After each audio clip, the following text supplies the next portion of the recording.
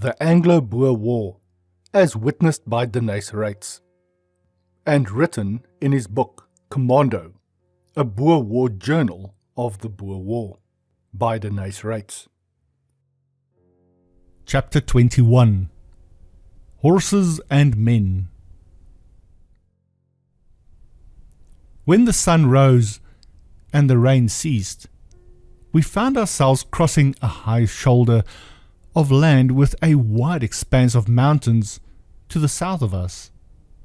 And there, in every valley and on every road, stood the white tents of English camps to bar our progress. General Smuts surveyed the blocking forces for a while, and then led us due east, across the front of the enemy posts. Our road took us through rough country, and he ordered every man to go on foot to spare the horses. The English made no attempt to come after us, their orders apparently being to hold the roads and exits, so we tracked all day, seeking to turn their extreme right flank. Throughout the expedition into the Cape, we had no difficulty in getting local sympathizers to act as guides. And on this occasion, a young farmhand volunteered to lead us. He picked his way so unerringly that towards nightfall we had not only succeeded in finding the end of the British line, but had even got round behind them, and could see the town of Dordrecht in the distance. We must have covered nearly 30 miles since getting out that morning. But as we were not yet out of danger of being headed back, we continued after dark, and hungry and weary, but in good cheer. We trudged all through the night, with only an occasional halt, mostly along steep mountain paths, wet and slippery from the rains.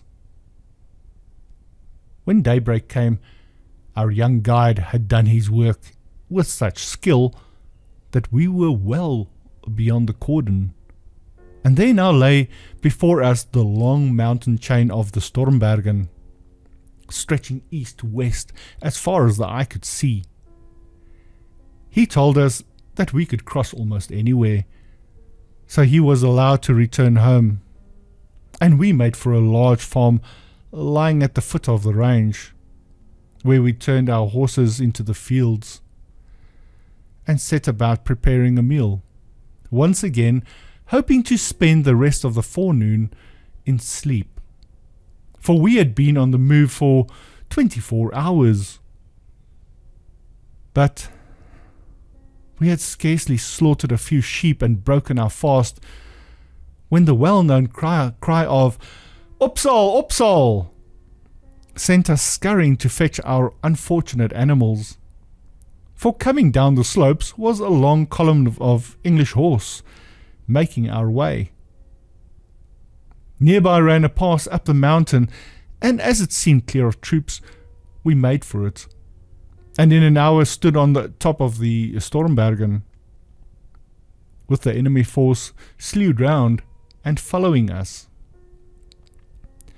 The summit was a grassy tableland of about 3 miles wide, sloping gently to where the southern face of the mountain fell abruptly to the plains below. There was no sign of troops up here, but as those in the rear were coming after us, General Smuts disposed his men to hold them back, while we of the Reich section were ordered to ride forward to the far edge of the plateau, to see whether the way in that direction was clear. We set out in couples, making for different points from which to look down on the Karoo. My companion was Henry Rittenberg, and when we reached the rim of the plateau, we saw the narrow ribbon of a railway track winding across the plain at our feet, with train after train steaming up to a small village station and disgorging large numbers of soldiers. The British, having failed to stop us at their first barrier, were now hurrying troops round by rail to establish a second, and already several mounted columns had detrained and were beginning to climb up the mountain.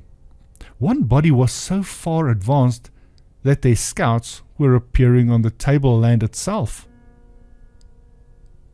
So Rittenberg and I rode nearer to examine their strength. We had not gone half a mile when some 24 troopers rode at us from behind a roll in the ground, firing from the saddle as they came.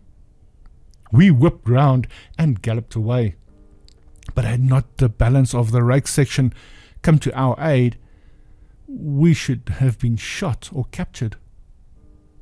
For there was no cover in which to make a stand, and our horses were in no fit state to compete with the well-fed English chargers. We now returned to General Smuts to report what we had seen, and he looked grave enough. For with the original column that morning closing in behind, and all those fresh troops coming up in front, we were almost invested. A strong north wind, which had sprung up earlier in the day, had steadily increased into a violent gale, and most of the men were crouching with their backs to the storm to escape the flying grit that stung like buckshot. General Smuts, with Commandants van Deventer and Boer, was, however, on the lookout, standing well forward near the head of the pass up which the commando had come. While we were explaining the situation, about 300 soldiers appeared on foot. Having left their horses below, they did not seem to be expecting us here. For when our men sprang up at a shout from Van Deventer, they turned and ran back. They were out of sight almost at once, and when we reached the edge, we saw them scrambling down. But the wind in our faces made accurate shooting impossible, and I did not think any were hit. The soldiers only fired a few shots in reply, and a young man standing near me named Delaray, a nephew of General Delaray, threw up his arms and dropped dead, with a bullet through his brain. We left him where he fell, for we had no spade or other implement, nor had we time to bury him. For looking back, we could now see more and more English horsemen emerging on the tableland, until we were practically encircled, although they were not yet strong enough to prevent us from moving freely inside the whole ring that they had formed around us. Nevertheless, we could not break out, for soon there were machine guns at every point of vantage, so commanding the terrain that a burst through during daylight would have cost us more men than we could afford. And our only course was to try to stave off the pressure until after dark. To that end, with the gale roaring about our ears, General Smuts led us hither and thither all afternoon, now pushing back one portion of the enemy line and then another, avoiding the machine gun fire by using dead ground, and generally preventing them from hustling us too closely. With our tired horses and men, the strain was great. Ammunition was at such a low ebb that some had not a round left, and when, towards evening, many more troops had come up, our case seemed hopeless. We and our horses had marched for 40 hours on end, and we were all but finished for lack of sleep and rest, while the noose around us had slowly tightened, until by dusk we were at bay around a small farmhouse and kraal, lying somewhat in a hollow, where for the moment we had comparative shelter, but where our speedy capture seemed certain. When the English troops saw us preparing to make a stand, they stayed their advance, in the belief, no doubt, that having cornered us, they could afford to wait for our surrender in the morning. General Smuts took before the homestead in whispered consultation with his 2 lieutenants, while the rest of us leaned on our rifles, too weary to care much what happened. Then out of the house came a hunchback cripple, who said that he would lead us through the English troops to the edge of the tableland, by a way which was unlikely to be watched, for it ran through boggy soil. His offer was eagerly accepted, and orders were given to mount at once. 6 or 7 men had been wounded during the day, 2 of them so badly that they had to be left behind, but the others chose to accompany us, and in a few minutes we were silently filing off into the darkness. The cripple crouching insecurely on a horse at our lead. He took us along a squelching path that twisted for a mile or 2, so close to the investing troops that we could hear their voices and champing of bits. But at the end of an anxious hour, he had brought us, undiscovered, to the escarpment. And from here the mountain fell sharply away into the black depths below. How steeply we could not tell, but our guide warned us that it was very steep indeed. Dropping from his horse, he plodded off into the night on his crutches, carrying with him our heartfelt thanks, for he had risked his life and goods on our behalf. We now began to descend what was probably the nearest approach to the vertical attempted by any mounted force during the war. I doubt whether we could have accomplished it by day, but horses are more tractable and surer-footed in the dark, so we pulled them over the edge and went slithering down. At times, whole batches of men and horses came glissading past, knocking against all in their course. But luckily the surface was free of rock and covered with a thick matting of grass, which served to break the impact. And after a terrible scramble, we got down without serious damage. For the time being, we had shaken free of the enemy once more. Our most insistent need now was sleep, but this was still denied us. Somewhere on the plain before us ran the railway line on which we had looked down that morning, and many miles beyond that lay still another track, both of which had to be crossed before sunrise, if we did not wish to have the troop trains hurrying up more men.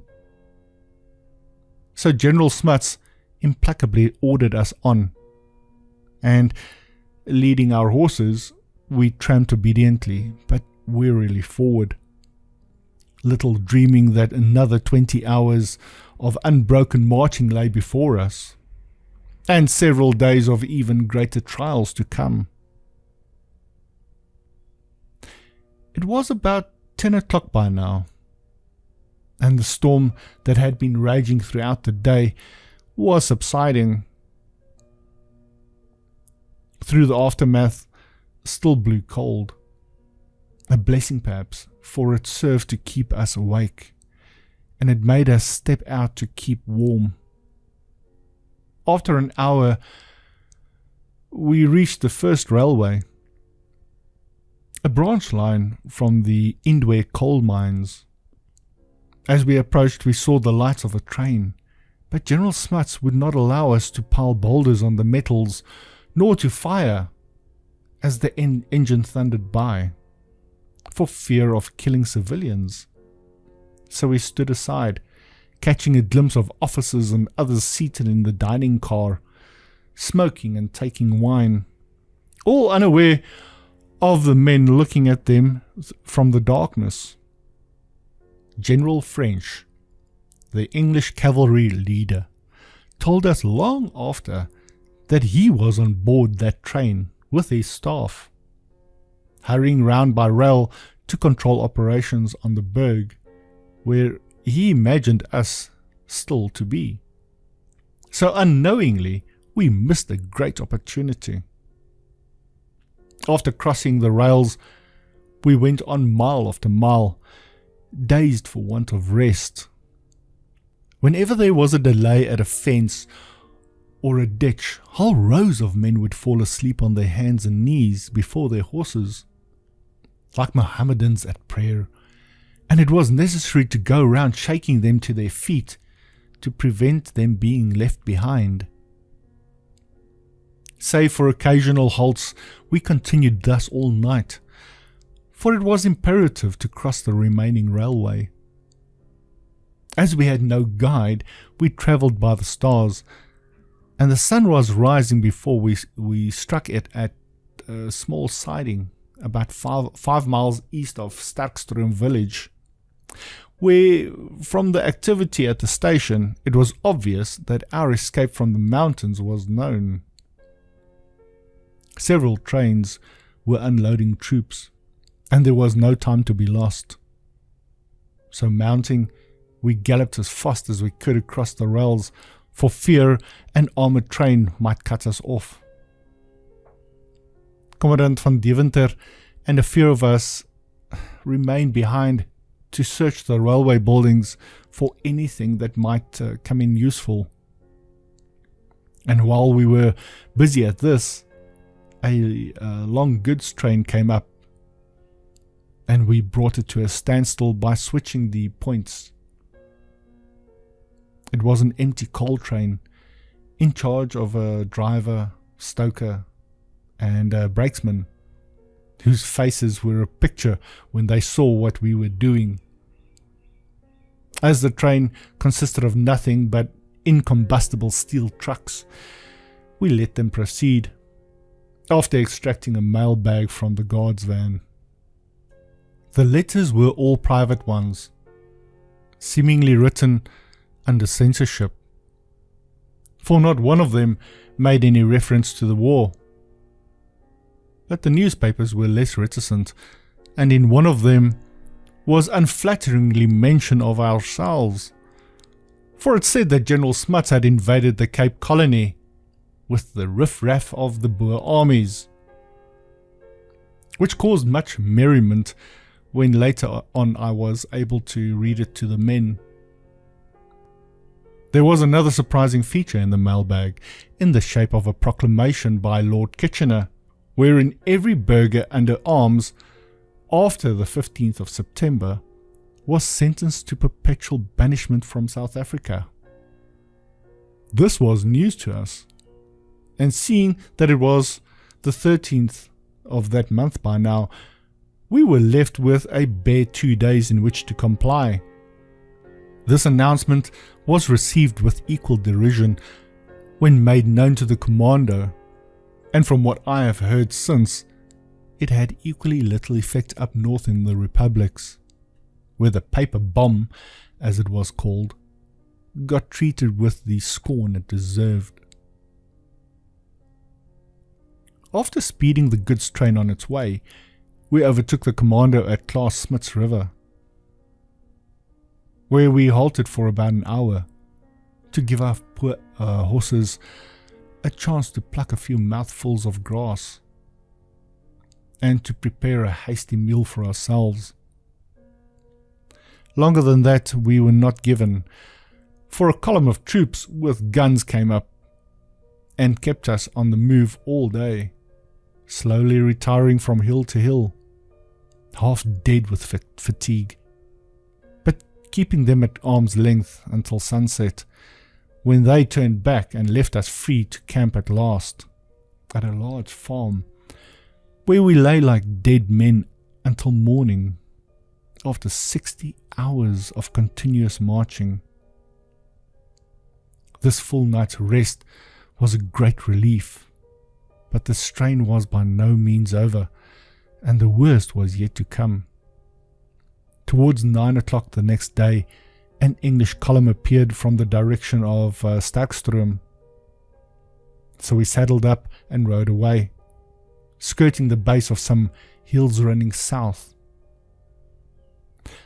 The column contented itself with following us slowly, apparently having been sent to keep us under observation, and they dogged our steps until sunset, when it came on to rain and we saw them go into camp.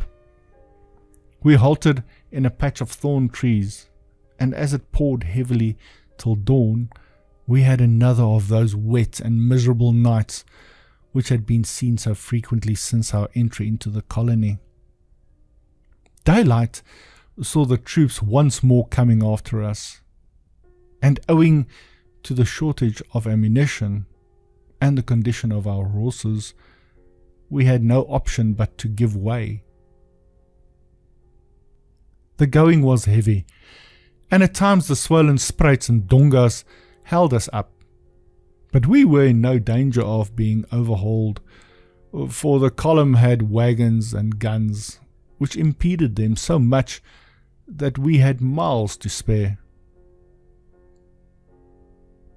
In the afternoon the English camped again, and we halted for the rest of the day at a small farmhouse standing out on the plain.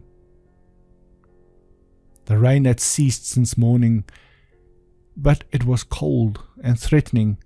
Black clouds hung low in the sky, and there was every promise of more dirty weather to come. We could see smoke curling from the English camp 4 miles behind, where whole streets of comfortable tents had sprung up, at which we gazed wistfully, for there were warmth and rest, while we stood shivering in the biting wind, wondering how it was all to end. The English numbered about 1,000, and it was useless to attempt an attack in our present condition, for we were wet, cold, and in low spirits, and our ammunition was almost finished. So, when darkness fell, General Smuts gave orders for us to saddle up, intending to make for a larger farm where there was said to be ample shelter. As we started, hard rain came down once more, and the darkness was so intense that we could not see a yard ahead. We had not gone 300 paces before we heard horsemen splashing through the mud in front, and ran into the tail end of an English patrol or column, we could not tell which, evidently making for the same farm. Neither side was prepared to risk a fight in the rain and dark. The troopers galloped away, and we sheered off too, but with this difference that they were able to continue onto the shelter of the farm, while we were adrift in the open veld. The night that followed was the most miserable of all. Our guide lost his way. We went floundering ankle deep in mud and water, our poor weakened horses stumbling and slipping at every turn. The rain beat down on us, and the cold was awful. Towards midnight, it began to sleet. The grain bag which I wore froze solid on my body, like a coat of mail, and I believe that if I had not kept moving, every one of us would have died. We had known two years of war, but we came nearer to despair that night than I care to remember. Hour after hour we groped our way, with men groaning who had never uttered a word of complaint, as the cold searched their ill-protected bodies. We lost 14 men that night, and I do not know whether they survived, but we never again had word of them. We also lost a large number of horses, and I remember stumbling at intervals over their carcasses. We went on till daybreak, dragging ourselves along, and then providentially came on a deserted homestead, and staggered into shelter, standing huddled together in rooms, stables, and barns until dawn, still shivering, but gradually recovering from the dreadful ordeal. When it grew light, some 50 or 60 horses lay dead outside. My little roan mare was still alive, but both my uncle's horses died here, and he, with 30 or 40 more, was now a foot soldier. That night's big rain, as we named it, left such a mark on all of us that later we used to call ourselves the Big Rain Men, die groot reënkerels, to distinguish us from those who had not experienced it. And for my part, I passed through no greater test during the war. The day was cold and wild, but the rain stopped. We broke up the floors and windows, tables and chairs and everything else that we could find that would burn, and we made a great fire to dry our clothes and blankets and to warm our chilled limbs. Towards noon, General Smuts ordered us onto another large farm, 8 or 9 miles away, which had, a native told him, plenty of fodder for the horses. No attempt was made to send back for the missing men, because we were too exhausted, and they had to be abandoned. We plodded over the waterlogged country, a quarter of our number on foot, and the rest soon likely to be, for there was not a fit horse in the commando.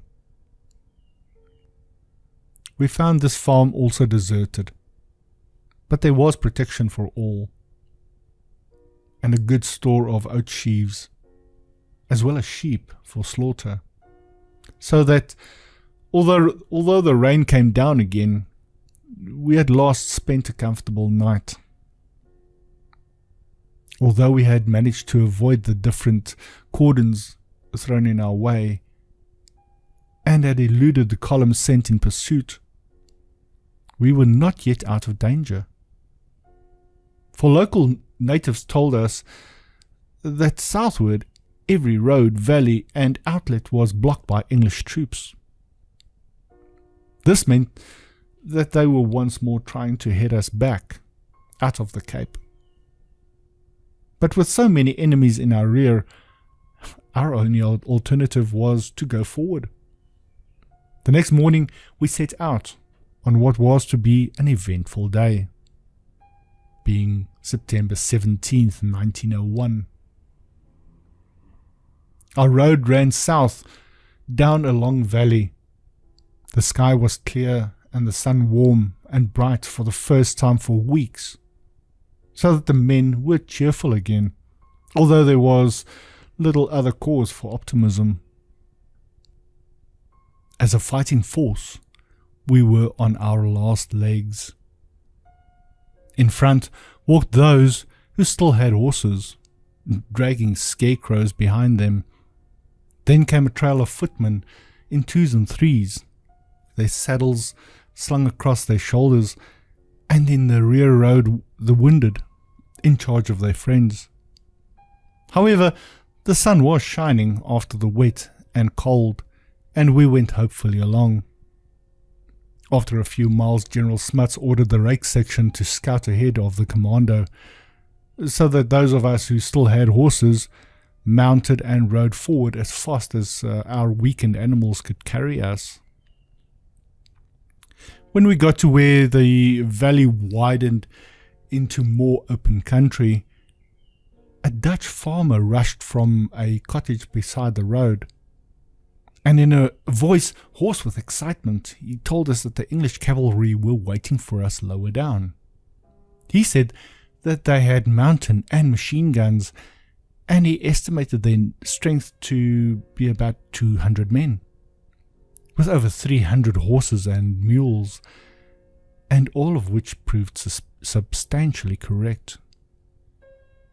Edgar Dunker was sent back to report, and before long he returned with General Smuts, accompanied by Commandant van Deventer and a dozen men. General Smuts immediately decided to attack, and I heard him say that if we did not get those horses and a supply of ammunition, we were done for. He ordered van Deventer forward with the men who were with him and the rake section to locate the British force, while he himself waited here to bring up the rest of the commando. We set off at once, and in a few minutes reached the banks of a small river, which we crossed. As we were going through the fringe of thorn trees on the other side, we rode straight into 15 or 20 troopers cantering towards us. Most of our men were still among the trees, but 4 or 5 of us were in the advance, and when we leapt to the ground, the soldiers were not more than 10 yards away. Opening fire, we brought down several, and the rest turned and galloped back along the road. I fired my last 2 cartridges here, and my first thought was to run to a dead soldier and seize his rifle and bandolier, abandoning my own rusty weapon. Then I rushed for my mare and joined in the chase. The troop horses were in much better condition than ours, but the soldiers were delayed by a gate, so we got close again, dropping 2 or 3 more from the saddle. At the gate, Van Deventer himself and half a dozen men turned aside to a kopje for observation. But the rest of us, about 12 in number, followed the retiring patrol to a low stony ridge farther down the road. They got there several lengths ahead of us, abandoning their horses, and took to the rocks. It was too late for us to retire back across the open plain behind, so we galloped on. Before we reached their outcrop, the soldiers opened fire, almost point blank, and worse still, a mountain gun unexpectedly fired on us from a point to our left, not 30 yards off, and a machine gun rattled into action close by. So near was the mountain gun that smoke from the discharge billowed over us, although the shells went wide.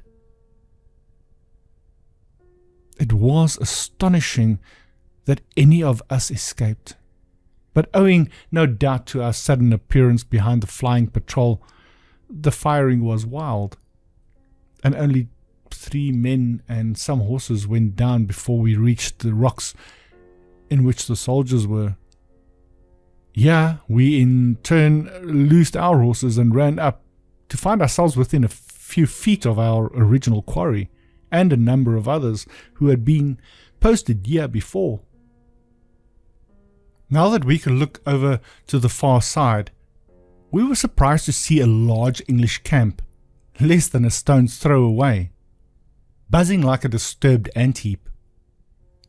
Officers were shouting orders, and men tumbling out of their tents, some running towards us, others going left and right to take their positions. This placed us in a remarkably tight corner, as we were so far ahead of our main body that they could not help us, for the English, having recovered from their first surprise, were sweeping the plain with gun and rifle fire. The result was that our little party was stranded on the very edge of an armed encampment, and practically mixed with the English soldiers. Fortunately, General Smuts had hurried the commando on, and in a few minutes they also opened fire from a hill in the rear, thus preventing us from being overwhelmed. For our opponents were forced to take cover and could not surround us. Those before us were in rough alignment along the bank of the ledge, so we were able to form a similar front with a space of 2 or 3 yards separating us, while along the perimeter of the camp lay the rest of the troops in about a half moon. A young Transvaaler named Miller and I lay at the end where the rocks ran dead, and from here we could see the machine gun close by, busy shelling our commander. The gunners could not fire on us, as they would have to hit their own men, and in any case they did not seem to realize that we were so near, for they were unconcernedly loading and firing at our men on the hill 600 yards back. Standing behind the gun was a tall man, handing shells to the 3 at the breech. And I fired at him, and he spun round and sank in a sitting position against the wheel, where I found him dead when the fight was over. The other 3 ran for the camp at their backs. I fired at one, and he pitched forward, dead, while Miller brought down a 3rd, but the last man got away among the tents. Having disposed of the gun crew in a matter of seconds, we turned to the other work at hand. The place we were fighting in was an outcrop of loose rocks, jutting up like a reef, nowhere much higher than a man, although the rear slope fell somewhat more steeply into the English camp. In this narrow space, where we were facing each other almost at handshake, a grim duel began. As the soldiers raised their heads to fire, we brought them down, for they were no match for us in short-range work of this kind, and we killed 12 or 13 and wounded several more at a distance of a few yards. We did not suffer a single casualty, except for the 3 men hit as we rode in. Of these, one was Edgar Dunker, with a bullet through his foot, and another was a Jew named Cohen, with a smashed ankle. These 2 had been able to crawl forward to the firing line and were taking part in the attack, but the 3rd man, a Robenheimer, a brother of Vera, Countess of Cathcart, lay out in the open with his thigh broken and his dead horse pinning him. Before he could reach his men, I had hit a sergeant who came running up from the camp, a big, heavily built man. He doubled up like a knife and rolled about, shot in the stomach, and then he died. Nicholas Swart, by my side, shot 2 other soldiers in quick succession as they tried to join those in the rocks. There was a young lieutenant a few feet from me. I found out afterwards that his name was Sheridan, and they said he was a cousin of Winston Churchill. Twice he rose to fire at me and missed. At his second attempt, I grazed his temple, and he dropped out of sight, only dazed. For in a moment, he was up again, swaying unsteadily on his feet, with his face streaming with blood, but still trying to level his rifle at me. While I was hesitating what to do, Jack Boreas shot him through the brain. Another soldier fired several hasty rounds at me, and I put a bullet into his heel, which was protruding from behind a rock near where he was lying. The sudden shock made him leap up, and again Jack Boreas, who was wonderfully quick, shot him dead as he rose. In this manner the fight went on, until a mile beyond the camp we saw a small force of English troops approaching from the south. There were not many of them, but for all we knew, they were the advance guard of a relief force. And should sufficient reinforcements arrive to drive off our commando, those of us here in the rocks would be marooned. So we decided to clear the rocks by charging. After a whispered consultation from man to man, Jack Boreas gave the signal, and rising together we leapt in among the surviving soldiers. There were only 10 or 15 left, and so far as I can remember, not a shot was fired in either side. Our sudden onslaught took them unprepared, and they surrendered at once. Without troubling about our prisoners, we ran down, shouting and cheering into the camp, before the rest of the defenders knew what had happened. When they saw us among the tents in their rear, something like a stampede set in. Soldiers went running in all directions, some making a way into the thorn trees, others coming towards us and throwing down their arms. One man rushed to the horse lines and, mounting barebacked, flourished a revolver and tried to ride off. I shouted to him to halt, but as he gave no heed, I shot him dead. When the commandos saw us enter the camp, they came galloping across, and the fight was over.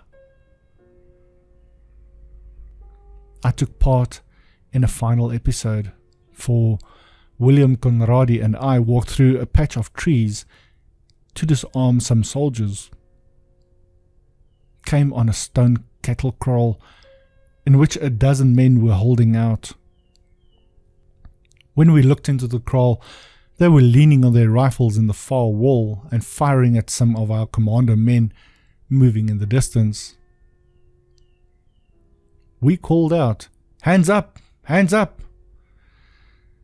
But they turned instead and blazed a volley in our faces. Only our eyes were showing, or we should both have been shot.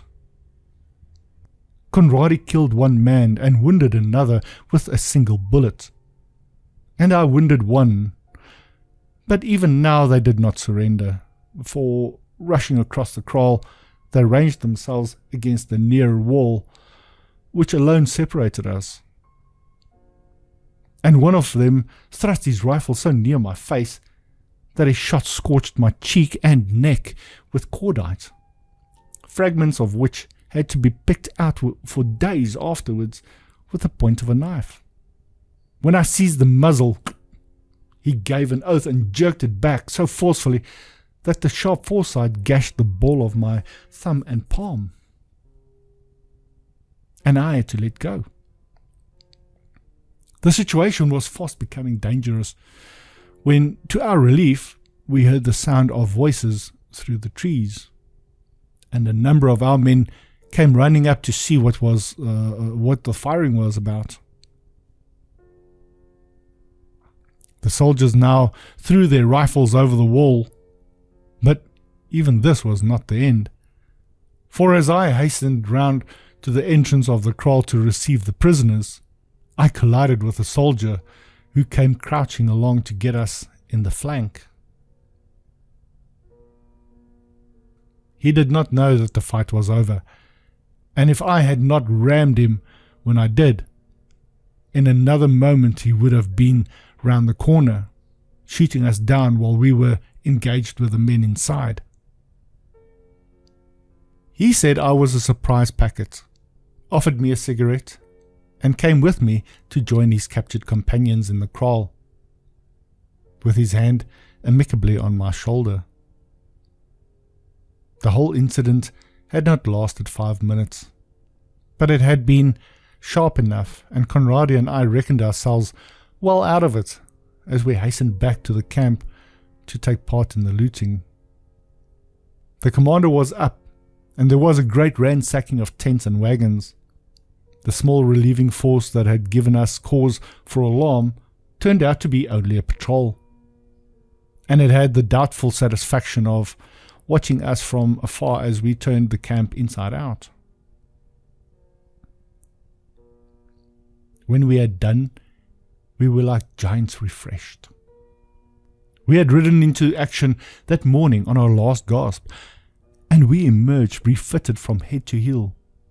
We all had fresh horses, fresh rifles, clothing, saddlery, boots, and more ammunition than we could carry away, as well as supplies for every man.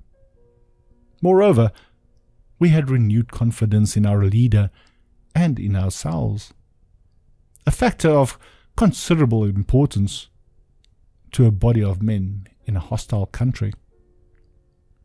In the fight, we lost only one man, who was killed when we rushed the camp, and 6 wounded, whereas the enemy had 30 killed, many wounded, and many taken prisoner.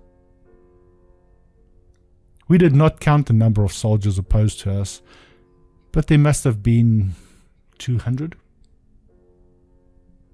They belonged to the 17th Lancers, one of the crack regiments of the British Army. Among their wounded was their commander, a Captain Sandman, and Lord Vivian, whom I found among the rocks where we first rushed them. He it was who told me the fate of the 3 men, killed and mutilated by the Basutos, the day that we crossed the Orange River. He pointed out his little bivouac tent, and said that it would be worth my while to have a look at it.